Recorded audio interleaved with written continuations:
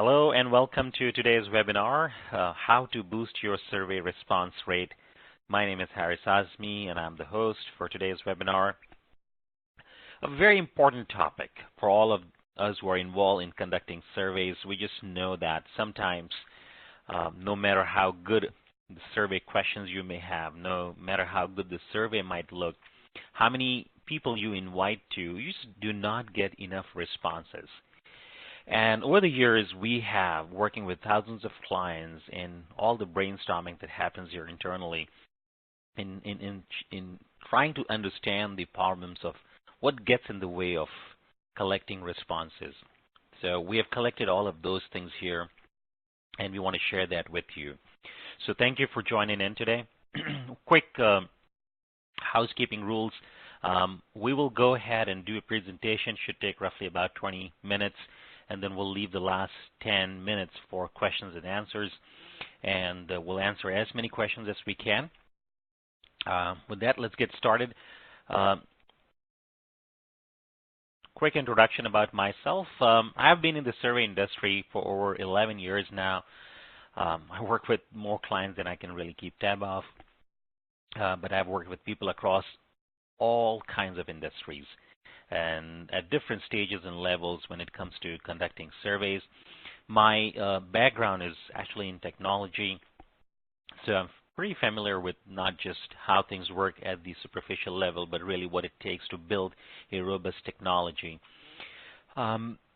We have SoGoSurvey been in the business for almost 5 years now. We're based in Herndon, Virginia, which is right outside of Washington, D.C. We have users in almost close to 100 countries now, and we're a serious player when it comes to online surveys. If you look at our clients, their testimonials, you'll see that they just love us. Many of our clients are users of other survey tools, and they've switched over as they started to look for more robust, more scalable, more easy to deploy solutions for their data collection and analysis tool. That's when they found SoGoSurvey. And we're very happy to be working with really thousands of clients every day.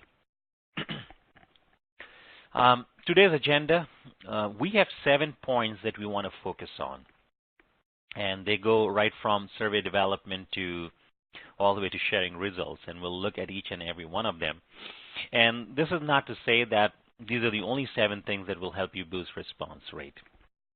There are many others, but these are 7 core things that we do know that if they are ignored will have an impact result, adverse impact on the data collection.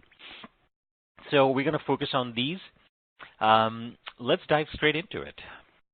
So the first thing is survey development. Now, what do we mean by survey development? Usually what happens is when it comes to improving the survey response rate, most of us worry about it when the survey is live and the invitations are out, right?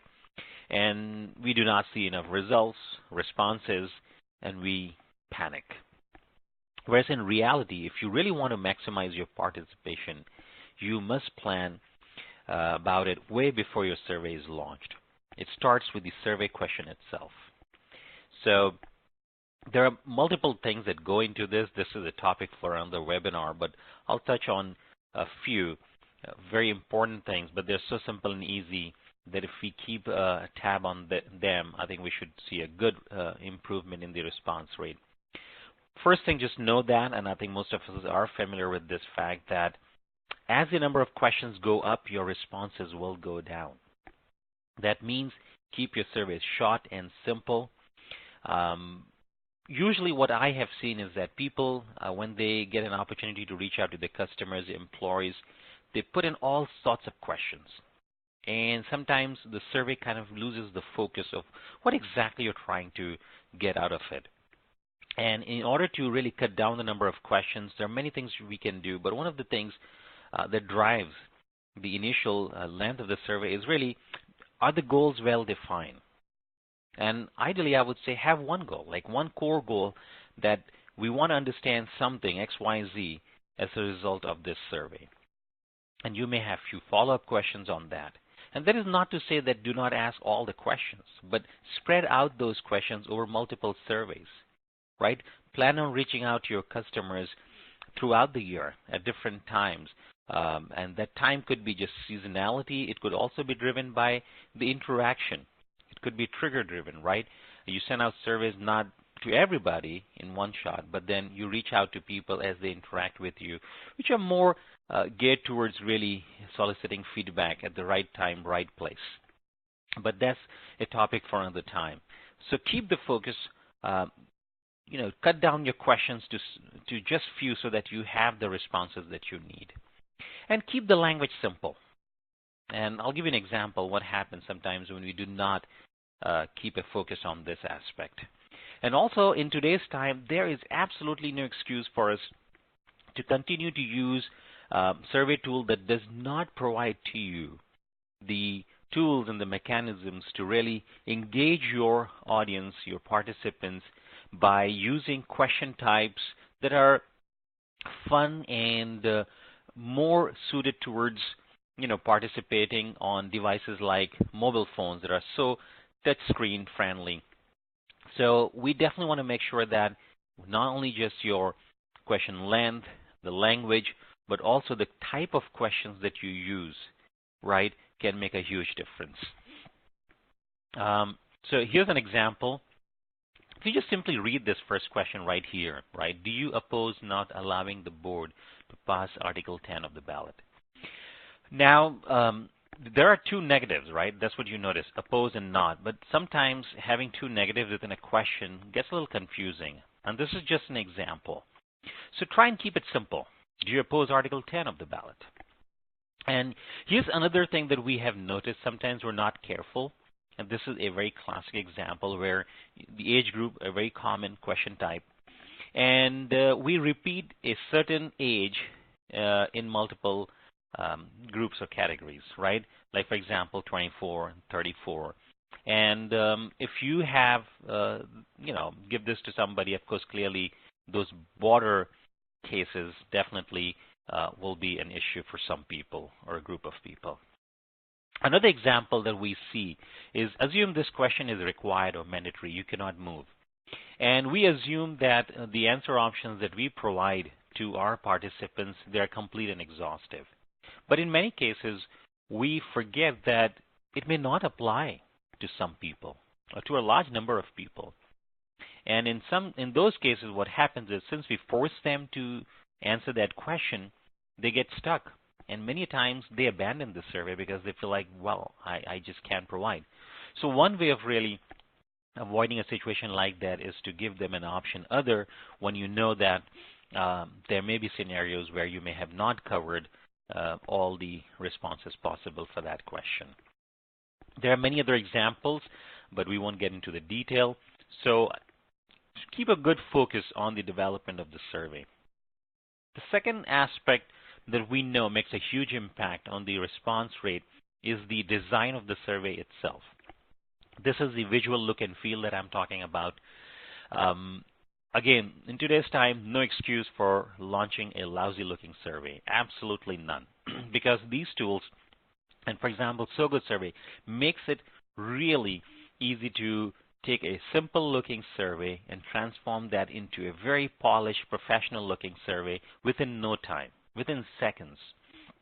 They're ready-to-use templates. Match that to your brand, pull your logo, and all kinds of things that you can do. There's a link here to a sample survey. We have tons of examples on our website. Something that I quickly picked just last week is this survey on the right-hand side that you see was transformed into something like this within seconds. Clearly, given who the survey is going out to, it just made a lot of sense in transforming it from something like this to the one that you see here on the left-hand side. And it had a huge impact on the response rate. Effective communication. Now, of course, when it comes to data collection response rate, communication is a very central part of that. The next couple of points that we're going to talk about actually they're all related to communication or reaching out to our participants. Number one is do not simply send out the survey invitation to the participants out of the blue. you have enough opportunities to create a buzz about the survey. Now, again, depending on the type of survey, who your audience is, it may be possible, right, to create a buzz. If you know the audience, you can definitely take this opportunity to let them know about a survey that is coming their way. So especially if it's their employee survey or customer surveys, you definitely know who it is. If it's customer surveys, you can, in the newsletter or your email signature, talk about it. Let them know really the survey is coming and what it is for and what it will mean to you and to them, how this is going to impact to you and to them. So there's that little, you create the little expectation. So next time when they see the email invitation, the survey invitation, they know, oh, here's the survey that we have been hearing all about. So that helps. That helps in getting people more engaged, involved, and participating in the survey. And of course, when you send out there is a proper method of really certain critical aspects within the email that you send out should always be included, which is let them know clearly the purpose behind the survey and how this information that is being collected will be used, right? What is the time frame of data collection? How long do you think, when do you think you will be making changes based on the feedback that you will get? If possible, share these things. And also, just like the survey, make sure the email template is, again, appealing, is appropriate for the audience that you're sending it out. So the next thing related to communication, again, is the channel of communication. So what methods I'm going to use to reach out to my audience. Email is the most popular one, but then that's not the only one that you can use. Social media is another channel. Depending on the type of surveys that you're launching, it may be possible for you to put it out there. Again, mind your language. The language makes a huge impact when it comes to designing the survey or the email content that's going out to them. And words have impact, so use them carefully. And keep it short, again, just like the survey. And the other thing that you want to take care of, the day and time of the invitation or the survey launch. It's pretty obvious that you definitely don't want to send out the survey, a large survey to your customers just before holidays or right after holidays or Monday morning, right when everybody's inbox is full. You definitely want to plan this thing out. And as you send out, there is no set rule. A lot of people say Tuesdays are good and some people say Wednesdays are good. Really, we do know that there are certain days that you want to avoid, certain times you want to avoid, and then there are other, based on really, as you understand your audience best, figure out what would probably be most appropriate.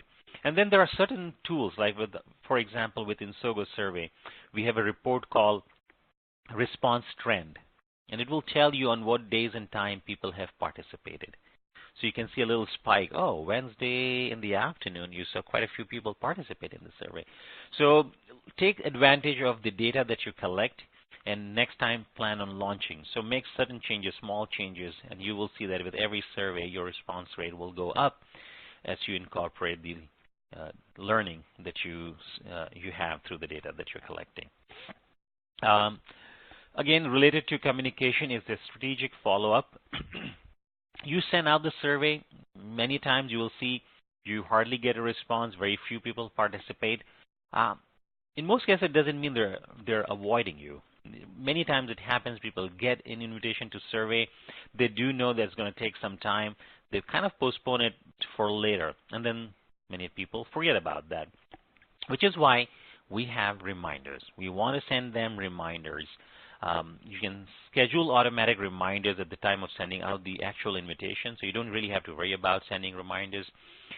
It automatically sends it out after a set number of days to all the non-participants. So definitely it's a huge, this is something that we do know always gets you the spike in the response rate that you're looking for. Again, when it comes to sending out the reminder email or the message, make sure that you experiment with the language. Let them know that this is a reminder email. Do not let it simply be a copy of the original invitation. And like I said, you can track within SoGoSurvey at least what's happening to your invitations. It gives you the tool report so you can see with each and every invitation that you have sent out what's happening with them. Have they read the email? Have they participated in the survey or not? How many people have actually started the survey but never got to finish it? And there are many other things that you can look into what's happening with that invitation, and you can then come up with a plan of follow-up, what kind of emails to send out to a certain group of people so you can get a better response rate. Another very common fact out there is that you can boost response rate by incentivizing your participation. And a lot of us think that incentivizing participation means that giving out, either cash reward or, gift card or some kind of monetary incentive. But in our experience, what we have seen is that that is not necessarily true. Definitely monetary incentive works. In many cases, it works wonders. It really gets people motivated to participate in a survey. But then we've also seen many organizations, they share something else. They say, if you go ahead and participate in this survey, we will share the results of the survey with you. Now, if people are participating in the survey, it is very likely that they have an interest in those topics or somehow they're connected with it. And in many cases, they will love to know really at an aggregate level what people think. And now it may not be possible for some organization to share that data, right?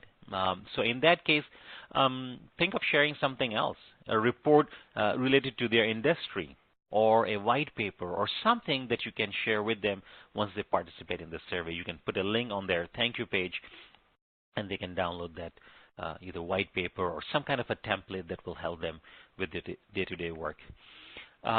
So many ways you can think of really incentivizing it. So try that, experiment that, and see what really works. And you might have to change, right, with the audience that you're dealing with. You might have to change your incentives. Here's an example of an email that goes out, as you can see. It says that we'll send a copy of the completed study. And so that's one way of doing it. We just talked about it. And the final point here we have is sharing results and closing the loop. One of the biggest challenge we have, why people are not motivated initially to participate in the survey is, in our conversation with many people who get the survey invitation, we have learned that they feel like it's really about the organization, it's not about them. And part of the reason they feel that way is because the only time they hear from the organization related to surveys is when they want when the organization wants them to participate. But once the data is collected, once they have the report, they have no idea what happened. What happened with that result? What was the result like? Or what were the changes made as a result of that feedback? They never hear about that. They don't see those changes in some cases. And as a result, there's this whole deficit of trust that comes in. So next time when you send out, there is no motivation for them to participate. Well, you can change that. You can reach out to them once they submit the survey. Sharing results, as in the data is not of the survey, is not the only thing you can do. You can reach out, like for example, in SoGoSurvey, there's a feature called Instant Thanks. What you can do is everybody who participates in a survey, after a short while, you can send a very personalized email to that person and thank them for their participation. And that can mean a lot to a lot of people, that somebody does take the time to send them an email once they've participated. And the good thing is it's an automated system, so you do not have to sit down and write hundreds of emails. It automatically goes out. The other thing that you can do is share. Let them know that data you've collected has helped you, and as a result of which you're going to make changes in these XYZ areas. And so they know that really the time that they've spent in participating in the survey has been useful, meaningful, and that makes a difference. And next time when you do send out the survey, they're more likely to participate in it than to ignore it. So just to recap, I want to go back to the first slide here quickly and make sure that we understand these 7 points. Just to recap, I would say design a survey that's focused around one goal, so the number of questions are minimum. Make sure the look and feel, the branding of the survey is perfect. There are many quick and easy ways within SoGoSurvey to match the template of your survey to that of your brand. And when it comes to communication, take this seriously and think of creating a buzz way before you start even design and send out the survey, right? Create a sense of expectation. Explore different channels, right? Think about the timing. Think about the audience who you are reaching out to. They may be, hanging out different places. Emails may not be the only place through which you may want to communicate. And with a strategic follow-up, meaning you can send out one common reminder, or you can customize the reminder depending on really the group of people that you are talking and working with. So that is another important thing. And incentives definitely works a lot, but then monetary incentive is not the only option. There are many other ways you can get people excited to participate in your survey. Explore them depending on the audience.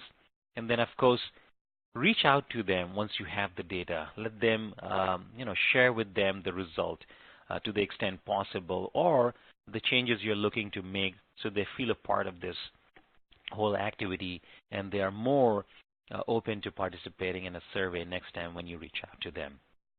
So these are the 7 points. I'm sure some of you have, or maybe all of you have tried some of them, if not all, at some point. And for some people, all of them will help, or some of these points will help. But the magic word here is really the experiment. You will have to experiment this in your organization to see what works best.